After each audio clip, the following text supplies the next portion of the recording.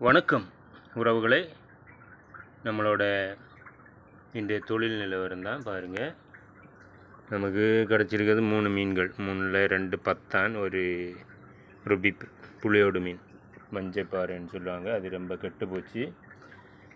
தண்ணி சூடு அதிகமாக இருக்கனால உடனே கெட்டு போயிடுது. இது ஏற்கனவே சாயங்காலமே பட்ட மீனாக இருக்கும்.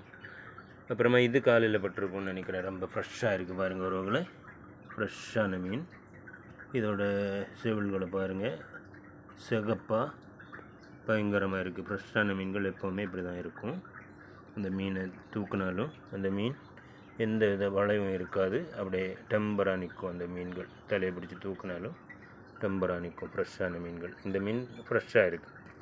இது ஃப்ரெஷ்ஷெல்லாம் இல்லை, இதுவும் கொஞ்சம் கெட்டு போயிடுச்சு பாருங்கள் உறவுகளை. ஃப்ரெஷ்ஷான மீன் எப்படி இருந்தது, கெட்டு போன மீன் எப்படி இருக்குன்னு பாருங்கள்.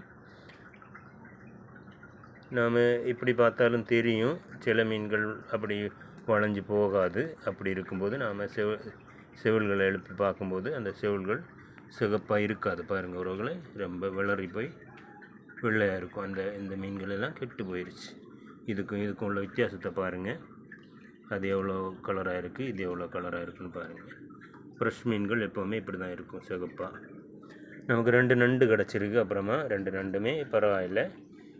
சின்ன நண்டு தான் இருந்தாலும் பரவாயில்லை, நாம் இதையும் குழம்புக்கு எடுத்துக்கலாம். 2 நண்டு திகையாது. நாம் இதை வச்சுருப்போம், சேர்த்து ஃப்ரிட்ஜில் வைப்போம். நமக்கு சேர்த்து அதை நாம் ஒரு குழம்புக்கு திகையும் போது குழம்பு பண்ணலான்னு எடுத்து வச்சுருக்க போகிறோம்.